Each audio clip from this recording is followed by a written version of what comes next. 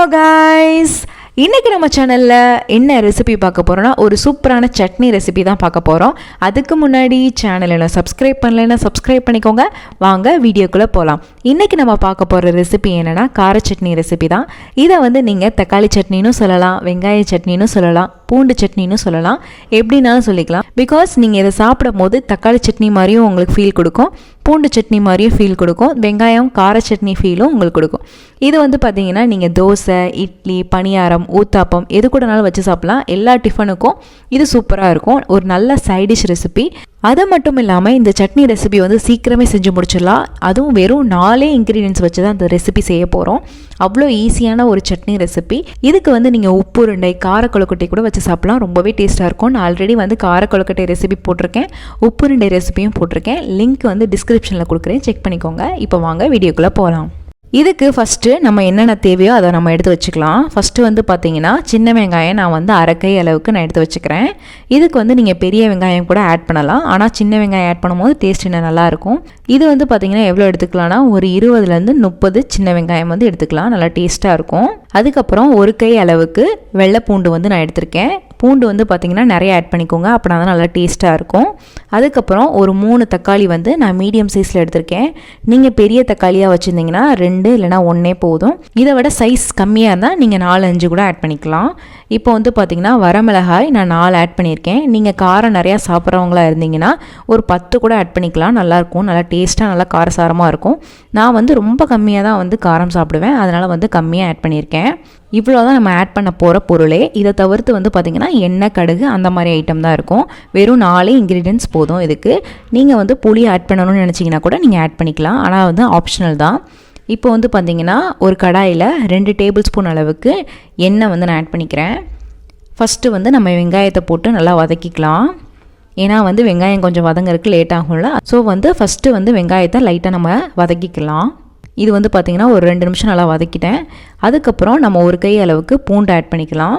பூண்டு நிறைய ஆட் பண்ணும்போது டேஸ்ட்டு நல்லாயிருக்கும், அதனால் நான் நிறைய ஆட் பண்ணியிருக்கேன். இதையும் ஒரு 2 நிமிஷம் நல்லா வதக்கிக்கோங்க. வதக்கிட்டு அதுக்கப்புறம் தக்காளியை கட் பண்ணிவிட்டு ஆட் பண்ணிக்கலாம். நீங்கள் தக்காளியை முழுசாக போடுறதுனாலும் போட்டுக்கலாம், இல்லை கட் பண்ணி போடுறதுனாலும் போட்டுக்கலாம். இல்லை நீங்கள் தக்காளியே போடாமல் செய்கிறீங்கன்னா செஞ்சுக்கோங்க, அது பூண்டு சட்னி மாதிரி இருக்கும். இப்போ பார்த்திங்கன்னா வரமிளகாய் ஆட் பண்ணிக்கலாம். வரமிளகாய் நீங்கள் நிறைய ஆட் பண்ணுறதுனா கூட ஆட் பண்ணிக்கலாம். ஒரு 10லேருந்து 15 கூட நீங்கள் ஆட் பண்ணிக்கலாம், ரொம்ப காரமாக இருக்கும். அதுக்கப்புறம் ஒரு டீஸ்பூன் அளவுக்கு நான் கல்லுப்பு ஆட் பண்ணிக்கிறேன். இது எல்லாத்தையுமே ஆட் பண்ணிவிட்டு ஃபஸ்ட்டு நல்லா மிக்ஸ் பண்ணிக்கலாம். மிக்ஸ் பண்ணிவிட்டு நல்லா வதக்கிக்கோங்க. அந்த தக்காளி பழம் பார்த்திங்கன்னா நல்லா சாஃப்டாக மசியணும், அந்த அளவுக்கு நல்லா வதக்கி எடுத்துக்கோங்க. இது நீங்கள் 1 டே ஃபுல்லாக ஸ்டோர் பண்ணி வைக்கிற மாதிரி இருந்துச்சுன்னா கொஞ்சமாக புளி ஆட் பண்ணிக்கோங்க. நான் தக்காளி ஆட் பண்ணியிருக்கிறதுனால நான் புளி ஆட் பண்ணலை. நீங்கள் புளி கொஞ்சமாக ஆட் பண்ணியிருந்தீங்கன்னா நீங்கள் காலையில் செஞ்ச சட்னி நைட்டு வரையும் கூட நல்லாயிருக்கும். நான் அப்பைக்கே செய்கிறதுனால நான் புளி ஆட் பண்ணாமல் செஞ்சுருக்கேன். நீங்கள் செய்கிறதா இருந்தால் அந்த மாதிரி செஞ்சுக்கலாம். இப்போ பார்த்திங்கன்னா நல்லா வதங்கிடுச்சு. இதை ஃபஸ்ட்டு நம்ம ஆற வச்சு எடுத்துக்கலாம். ஒரு 5 நிமிஷம் நல்லா ஃபேனில் ஆற விட்டுருங்க. இப்போ பார்த்திங்கன்னா நல்லா ஆறிடுச்சு. இதை ஒரு மிக்ஸி ஜாரில் நம்ம மாற்றிக்கலாம். மாற்றிட்டு கொஞ்சமாக தண்ணி ஆட் பண்ணி நல்லா அரைச்சி எடுத்துக்கோங்க. நிறைய தண்ணி தேவையில்லை. நீங்கள் கெட்டியாக சாப்பிட்றீங்கன்னா லைட்டாக மட்டும் தண்ணி ஆட் பண்ணிவிட்டு நல்லா பேஸ்ட் மாதிரி இந்த மாதிரி அரைச்சி எடுத்துக்கோங்க. நீங்கள் அப்படி நல்லா தண்ணியாக சாப்பிட்றீங்கன்னா இன்னும் 2 கப் எக்ஸ்ட்ரா ஆட் பண்ணிங்கன்னா கூட நல்லா கன்சிஸ்டன்சி இருக்கும். இப்போ பார்த்திங்கன்னா நல்லா வலுவலுன்னு பேஸ்ட் மாதிரி அரைச்சி எடுத்தாச்சு. இதை இன்னொரு பாத்திரத்தில் இப்போ நம்ம ட்ரான்ஸ்ஃபர் பண்ணிக்கலாம். இப்போ இதுக்கு ஒரு தாளிப்பு ரெடி பண்ணிக்கலாம். இதில் பார்த்திங்கன்னா நான் 1 டேபிள் ஸ்பூன் அளவுக்கு நல்லெண்ணெய் ஆட் பண்ணியிருக்கேன். 1 டீஸ்பூன் அளவுக்கு கடுகு, கொஞ்சமாக கருவேப்பிலை போட்டு தாளித்து எடுத்துக்கிறேன். இதில் நீங்கள் பெருங்காயத்தூள் ஆட் பண்ணுறதுனா கூட ஆட் பண்ணிக்கலாம். நான் பார்த்திங்கன்னா ரொம்ப சிம்பிளாக தாளிப்பு ரெடி பண்ணிட்டேன், அவ்வளோதான், ஈஸியாக ரெடி ஆயிடுச்சு. இதை பார்த்திங்கன்னா நீங்கள் தாளிப்பு ரெடி பண்ணாமல் கூட அப்படியே சாப்பிட்லாம். ஏன்னா நம்ம எல்லாமே வதக்கி தான் ஆட் பண்ணியிருக்கோம், அதனால் தாளிக்க வேண்டிய அவசியம் இல்லை அவ்வளோவா. ஆனால் தாளிச்சா நல்லாயிருக்கும் அப்படின்றதுக்காக நான் தாளிச்சு ஆட் பண்ணியிருக்கேன். இது ஆப்ஷனல் தான், நீங்கள் வேணாம்னு நினச்சிங்கன்னா ஸ்கிப் பண்ணிக்கலாம். இது எல்லா டிஃபனுக்குமே சூப்பராக இருக்கும். இட்லி, ஊத்தாப்பம், பணியாரம் இப்படி எல்லாத்துக்குமே ரொம்பவே டேஸ்ட்டாக இருக்கும்.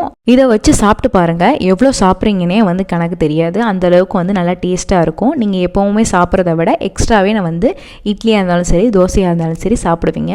வீட்டில் வந்து சின்ன பசங்க வந்து சரியாக சாப்பிட மாட்டாங்க, இல்லை சட்னி பிடிக்கலன்னு சொல்கிறாங்கன்னா கண்டிப்பாக இந்த ரெசிபியை ட்ரை பண்ணி பாருங்கள். அவ்வளோ ஈஸியான ரெசிபி, அவ்வளோ டேஸ்ட்டாக இருக்கும். டேஸ்ட்டுக்கு வந்து குறைச்சலே இருக்காது. நம்ம பூண்டு அதிகமாக சேர்த்துருக்க வாடையே வந்து இதில் இருக்காது. ஏன்னா வந்து தக்காளியும் அந்த வெங்காயமும் வரமிளகாயும் நல்லா பேலன்ஸ் பண்ணியிருக்கும். எல்லாமே நல்லா கரெக்டாக இருக்கும். அதுவும் மட்டும் இல்லாமல் நம்ம நல்லா வதக்கி சேர்த்துருக்கிறதுனால எந்த பச்சை வாசனமே இருக்காது. அவ்வளோ டேஸ்ட்டாக இருக்கும். கண்டிப்பாக இந்த ரெசிபியை ட்ரை பண்ணி பார்த்துட்டு எப்படி வந்திருக்குன்னு சொல்லுங்கள். இந்த ரெசிபி உங்களுக்கு பிடிச்சிருக்கும்னு நினைக்கிறேன். பிடிச்சிருந்தா லைக் பண்ணுங்கள், ஷேர் பண்ணுங்கள், கமெண்ட் பண்ணுங்கள். மறக்காமல் சேனலை சப்ஸ்கிரைப் பண்ணுங்கள். இன்னொரு வீடியோவில் பார்க்குறேன். பாய்.